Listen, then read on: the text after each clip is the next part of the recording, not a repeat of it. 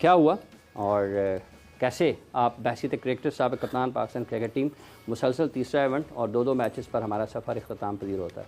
बिस्मिल्लाहिर्रहमानिर्रहीम। दिल खून के आंसू रो रहा है। यकीन करें आप लोग भी पाकिस्तानी हैं, सारे पाकिस्तान दुनिया में जहाँ भी इस टाइम बहुत दुख में होंगे, बहुत अफसोस कर रहे होंगे, लेकिन हम लोग खेले हुए हैं। हम लोगों ने इसमें अपनी जान माल वक्त सब कुछ लगाया हुआ है। हमने मेहनत करके टीम यहाँ तक पहुँचाई थी, सब ने, हमसे पहले वालों ने भी, हमारे टाइम पे भी।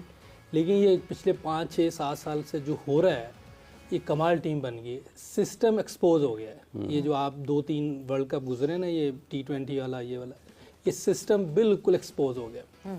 जब तक ईमानदारी से काम नहीं करेंगे हमारी क्रिकेट बेहतर नहीं होनी। और मैं बाबर आजम के बारे में इसलिए बात कर रहा हूँ कि काफ़ी अरसे से हम उसके बारे में बात कर रहे हैं। मैं 1 साल से बोल रहा हूँ उसके बारे में, उसकी टेक्निक और चीज़ें सब ठीक होनी चाहिए।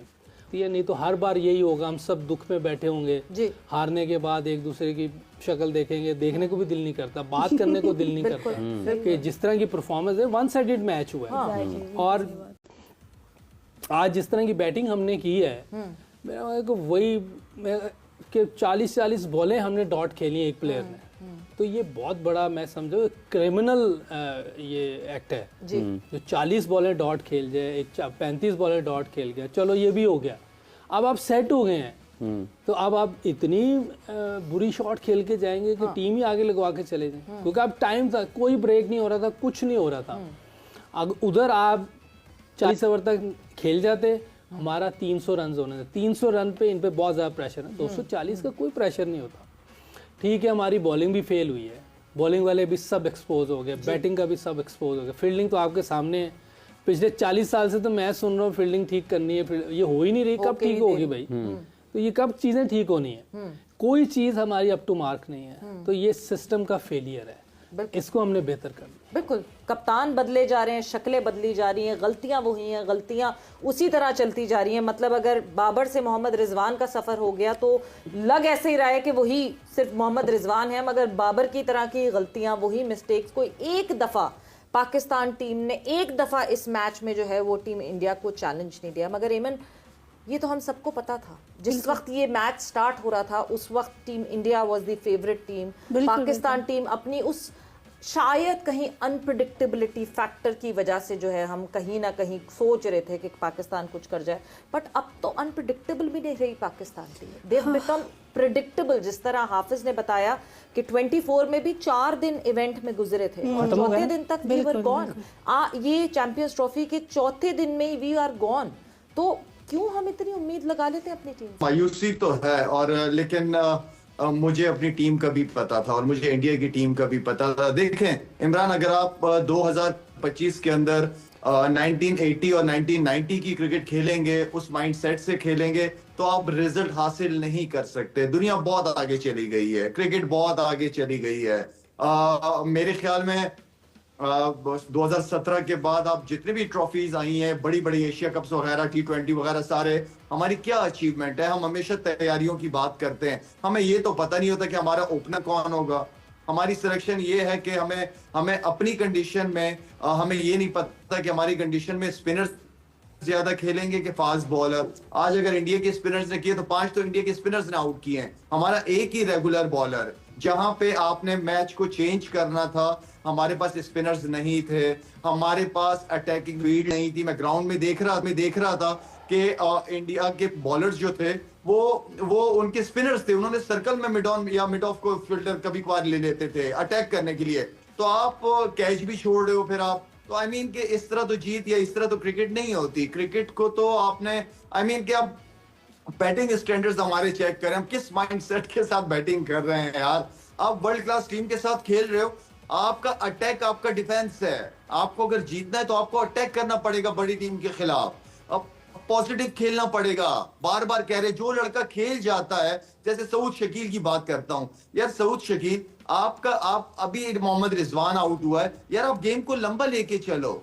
हम अभी तक एक विराट कोहली को कंट्रोल नहीं कर सके, जो कि रिटायरमेंट के करीब है, हम उसको रन नहीं रोक पा रहे अभी तक। तो आई मीन गलतियां बैटिंग, बॉलिंग, फील्डिंग तीनों में गलतियां हैं। जिस तरह मैंने शुरू में कहा था कि जितनी भी टीम है वो सारी तैयारियों के साथ आई हुई है।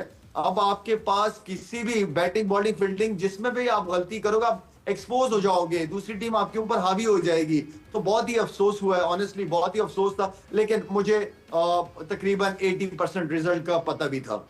लाला, आपने सऊद की बात की, बट रिजवान और सऊद की जो पार्टनरशिप शुरू हुई थी उसमें जहां रिजवान ने विकेट गवाई, जिस पॉइंट पे अभी आपका एक कैच ड्रॉप हुआ है और बच गए आपको एक मौका मिला, फिर से एक दफ़ा आपको फिर से मौका मिला, मगर उसके बावजूद आप अगली जो आने वाली बॉल थी उस पर फोकस ही नहीं कर सके। देयर वाज नथिंग, वो वहाँ कहीं बॉलर का कमाल नहीं था। जिस तरह रिजवान ने जो है एग्जीक्यूट किया वो शॉट, और वो जाहिर सी बात है वो नहीं खेल पाए और वो आउट हो गए। मोहम्मद रिजवान के ऊपर भी तो बहुत सारी जिम्मेदारी बनती है, वो कप्तान है, he needs to lead from front. बिल्कुल बिल्कुल सही कह रही है सवेरा। मैं तो हमेशा कप्तान की एग्जांपल देता हूं कि वो फ्रंट से लीड करता है टीम को। रिजवान और सऊद में से एक को लंबा जाना ही था अगर आपने अच्छा टोटल करना था। तो आई मीन के बैटिंग बहुत बड़ी बड़ी गलतियां की हमने मेरे ख्याल में गेम को उन्होंने ऑनेस्टली उनको तो ये पता था कि सारे डॉट बॉल्स ही खेले जा रहे हैं, रन भी नहीं, 3 की एवरेज से तो हम रन कर रहे थे। आप शुरू के पावर प्ले में अगर आप देखें हमने क्या रन किए हैं, ठीक है, आप विकेट भी गंवा रहे हो और पावर प्ले को यूटिलाइज भी नहीं कर रहे होते हो, तो जाहिर बात है जब आप नहीं कर रहे हो तो सामने वाली टीम तो हावी होगी आपके ऊपर। आप जब तक स्ट्राइक रोटेट नहीं करोगे आप बॉलरों के ऊपर प्रेशर नहीं डाल सकते।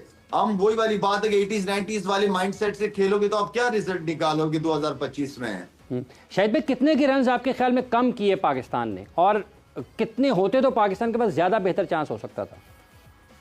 यार आप देखो, ठीक है ये पाकिस्तान वाली पिच नहीं थी, दुबई वाली। मेरे जहन में ये था कि 280 275 280 जो है ना वो अच्छा टोटल होता है इसके ऊपर, और अर्ली ऑन आप 1-2 आउट करते, प्रेशर आप इनके ऊपर आ जाता। लेकिन मेरे ख्याल में फिर साथ में जो अपॉर्चुनिटी भी मिस करते हो, जो कैचेस की करते हो, वो भी आपको लेट डाउन कर देती है।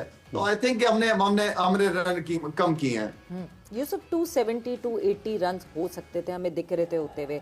हमने जब न्यूजीलैंड के खिलाफ मैच खेला 27 ओवर डॉट खेले, हमने जब इंडिया के खिलाफ मैच खेला 25 ओवर डॉट खेले, यानी हम तो 50% ऑफ द मैच खेल ही नहीं रहे हैं। देखिए ये बिल्कुल टेक्निकल प्रॉब्लम तो है ही है इसमें। आप मेंटली तो आज कोई नहीं, क्योंकि आप एक टाइम पे तो अच्छी पोजीशन पे थे। हम लोग क्या बात करते कि यार ये अगर 40 ओवर तक 2 खेल के तो हम 300 कर देंगे, और ये ऐसा कोई मसला नहीं था क्योंकि विकेट में कोई टर्न नहीं था उसमें, कोई टर्न नहीं हो रहा था, नॉर्मल बॉलिंग हो रही थी। देखिए इन्होंने किसी ने भी सामने निकल के हिट नहीं की, किसी ने भी सामने छक्का मारने की कोशिश नहीं की। अंदर फेलियर का डर था, टेक्निकल कमजोरियां हैं कि यार इधर तो हम खेलने नहीं आता, ऑफ स्टंप पे खेलने नहीं आता। आप रिजवान का जितना भी वैगन व्हील देखें वो सारा इधर, और रिजवान पे बहुत बड़ी जिम्मेदारी थी। और मैं समझता हूँ कि डिजास्टर इनिंग खेली उसने, जिस तरह की क्रिकेट उसने खेली, रिजवान ने डिजास्टर इनिंग खेली, बहुत ही मायूस कौन इनिंग थी ये। और जब आपने इतनी डॉट खेलने के बाद अब आप सेट हो गए हैं जी, तो अब तो टीम को लेके जाना था। जैसे शेर आयर उनका खेल रहा था, वो स्लो खेल रहा था, लेकिन बाद में उसने देखे 80 प्लस स्ट्राइक रेट से खेला है वो, कोहली से उसने प्रेशर हटाया। पाकिस्तान सबसे पहले अपना ये काम करे कि इंडिया से तुलना अपनी बंद करे, विराट कोहली से बाबर की तुलना बंद करे। इंडिया के किसी भी प्लेयर से पाकिस्तान क्रिकेट टीम अपने प्लेयरों की तुलना बंद करे, बीसीसीआई की पीसीबी से तुलना बंद करे। तो इतना सब तुलना बंद करने के बाद आपको 0 से स्टार्ट करना पड़ेगा। डोमेस्टिक में आपके पास पैसा है नहीं, अंडर 19 का इनका फाइनल पिछले 2-3 सालों से नहीं हुआ है। तो जब आपका अंडर 19 में फाइनल नहीं हो पा रहा है, जब अंडर 19 में डोमेस्टिक में रणजी में जो यहाँ का रणजी डोमेस्टिक है उसी तरह पाकिस्तान का भी है, तो वहाँ पे ये लोग फाइनल नहीं करा पा रहे हैं बिल्कुल पैसे की वजह से। तो भाई साहब आप इंडिया से कैसे तुलना करते हैं और बोल रहे हैं कि विराट कोहली रिटायरमेंट के कगार पे है, वो आपके बस में नहीं आ रहा। भाई साहब विराट कोहली शेर है और आंधी है, उसकी आंधी में बड़ी बड़ी टीमें उड़ जाती हैं, तो पाकिस्तान किस खेत की मूली है। पाकिस्तान विराट कोहली को रोक ही नहीं सकती। अभी तो शुक्र के लिए रोहित शर्मा नहीं चला अपने रूप में, रोहित शर्मा चल जाता तब तो समझ जाइए कि विराट कोहली की आने की आवश्यकता भी नहीं होती। और विराट कोहली पाकिस्तान सामने टीम हो और विराट कोहली फॉर्म में ना हो, ऐसा हो ही नहीं सकता।